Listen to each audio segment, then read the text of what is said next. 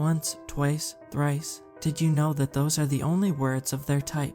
There's no quadrus or anything of the sort. After thrice, there is nothing. I find it odd that our language doesn't have a word like this for every number, but even odder is that we even bothered to invent thrice at all. It's not a commonly spoken word, not outside of Witchford anyway. A broken clock is right thrice a day, a spin on a classic saying, yet one with its meaning opaque to outsiders. I invite you to learn of the saying's origin as I walk you through the events that transpired last summer in a place I can never bring myself to go back to.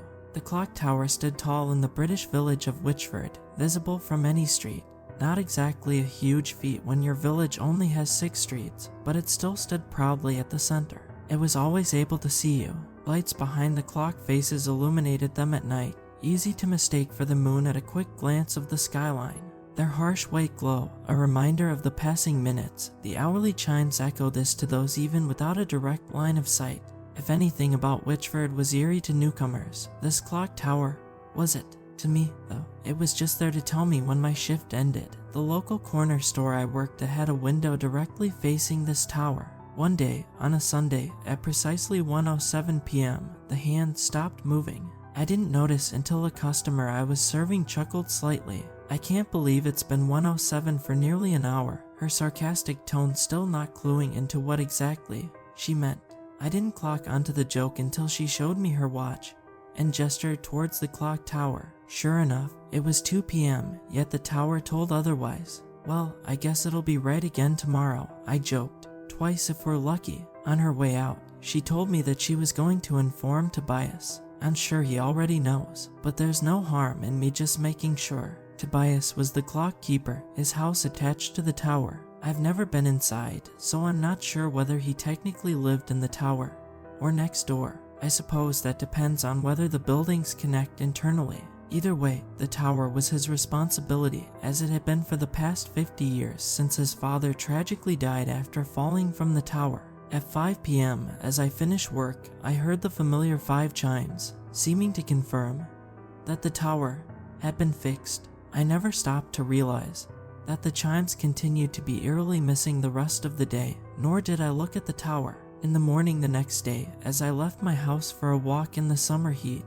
I saw that the clock tower still read 1:07, despite hearing the 3 chimes the day prior. My walk always consists of walking down all 6 streets, stopping to say hello to anybody I pass on the way. It's only a 15-minute walk, unless the conversations delay it. On this day, though, the air felt quiet, even for a small village like Witchford.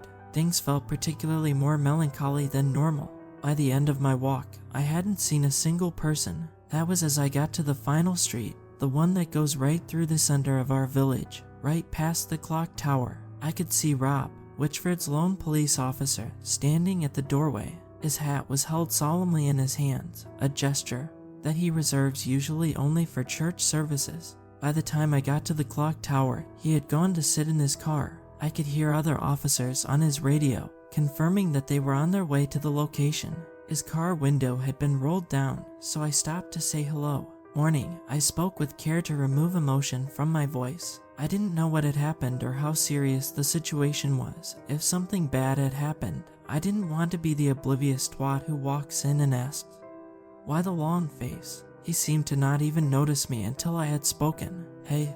"Oh, hey. Yeah, morning to you too. Is everything okay?" "Yeah," his words not matching his mannerisms. "Well, things will be okay." He looked pale. I didn't know what he had seen, but it had spooked him to his core. Before I even got the chance to ask further, he answered with what he knew I was curious about. "We're gonna have to announce it soon anyway." So he stepped out of his car and stood beside me. 3 bodies were just found inside the gears of the tower, twisted and mangled. I froze at the mental image in my head. It was enough to make me feel sick. I couldn't even imagine how he felt. Did they fall in? Who are they? We don't know anything yet. None of them are local residents. I didn't recognize their faces, at least not what was left of them. We're treating it as suspicious, but until we investigate further, that's all I can say. As the day went on, more information was released. Sketches of their faces were shown, and not a single person said they knew them. Their identities were a mystery to us, yet we still felt shared mourning for their deaths. It was thought to have been a freak accident after checking various cameras and questioning local residents. Nothing suspicious was found. At 4 p.m., the clock chimed 4, though the hands remained motionless. I think by now it's clear where the saying came from. I don't know who was the first to say it, but for these few days, it's all anybody would say when those chimes hit. Well, even a broken clock is right thrice a day. It wasn't exactly a joke, although by definition I suppose it is. Nobody ever laughed when the words were spoken. It was more like an absurd observation. The statement itself silently asked the question, but how is it possible for a broken clock to be right thrice a day? The next day, more police were in the area. I would have asked Rob what was happening, but he spent most of the day beyond where the public was now allowed to reach, tied up in the whole ordeal. This day sticks in my mind the most, because it was before any of us knew what was truly going on, but we knew enough to draw up theories. A lot of people thought that maybe they had found more evidence, perhaps even pointing to murder. A crowd of us were on the street of the tower, hoping for someone to inform us of anything. We fell silent at 3 p.m. as 3 chimes played. We went home without any new information, though our questions were partially answered in a town meeting called the next day. Rob stood in front of our small town hall, with officers on either side of him. Seeing more than a single police officer in our tiny village still felt surreal. As you all know, 2 days ago, 3 bodies were found in Witchford Clock Tower. As of now, the identities of these people are still unknown.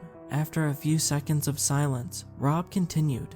Yesterday, many of you noticed higher police activity. It's always best to lay theories to rest before they get out of hand. I can confirm that 3 more bodies were found in the same positions as the previous 3. So far, their identities are also unknown. We locked the tower and surrounding buildings down with police tape and 24-hour police surveillance. Muttering filled the air, but quickly stopped as Rob opened his mouth to speak again. This time, it seemed to take a while for him to get any words out. As of 90 minutes ago, 3 more bodies were discovered. This brings the death count to 9. Oh my god, those were the only words going through my head.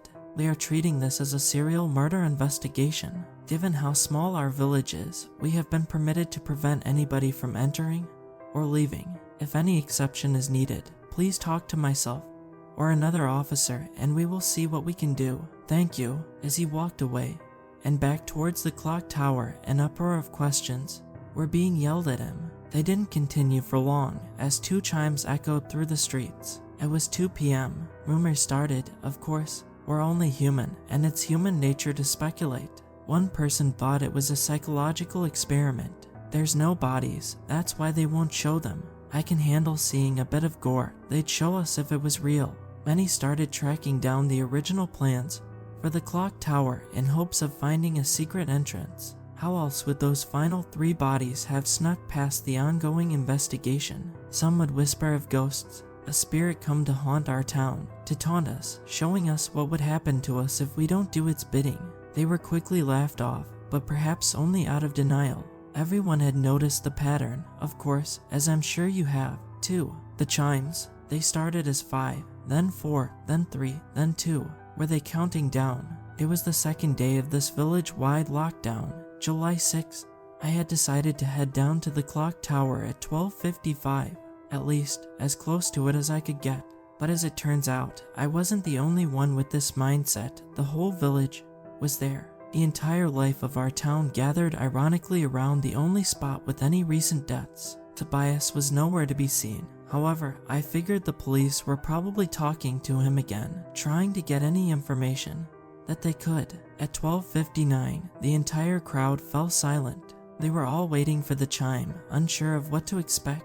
Our minds all focused on the same thing, the tower still stuck at 107. The seconds went by, getting us closer and closer to 1 p.m. Have you ever seen a crowd of people physically deflate? Fear and tension leaving the atmosphere as your own mind calms with it. It's fascinating to see, and it's exactly what I saw at 1 p.m.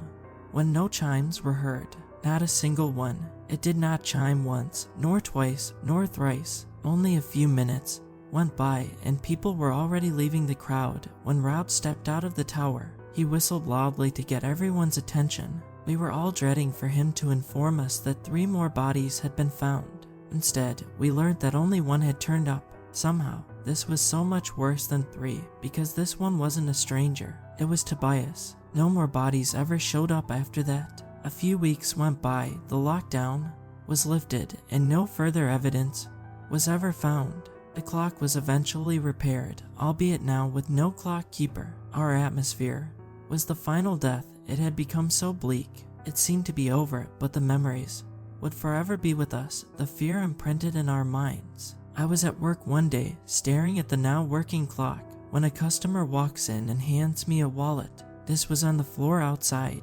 I'm not sure whose it is. I'm in a rush, so I thought I'd hand it in here. I didn't have time to speak before they left. I opened it up, and my heart sank slightly to see Tobias' face staring right back at me in a picture. I almost didn't notice the note tucked into where the money should be. Looking back, I don't know why I didn't consider this private information or immediately hand it to the police. Perhaps I was just too curious. Whatever the reason, I read it. The curse of Witchford has found me, as it found my father 50 years ago. Witchford Clock Tower is more than it seems. Dig deep enough, and you'll find rumors of it being an ancient gateway between universes. It is not. Witchford Clock Tower is the opposite. It's the cork in a bottle. It's the lock of a door. Witchford itself is the gateway, and the clock tower keeps ticking by, keeping the will of reality flowing as normal. Should the ticking stop, reality itself won't fall too far behind. It should be maintained and kept working.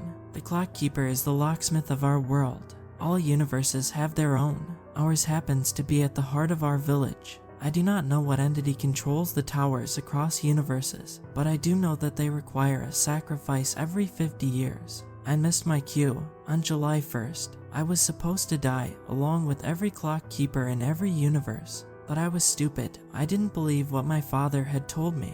Once the bodies from alternate realities started showing up, I knew I had messed up. These clock keepers had sacrificed themselves, and I was being shown my selfish ways. They were bleeding into our reality as a sign for me to follow them. The countdown, a sign of the end. As I write this, I am getting ready to jump. The clock needs its keeper. The keeper is the one who holds the sacrificial curse. I'm sorry to do this to you, but whoever is listening this, you are the new keeper. You have 50 years left ahead of you. If anything should happen to you before then, make sure you have someone new appointed.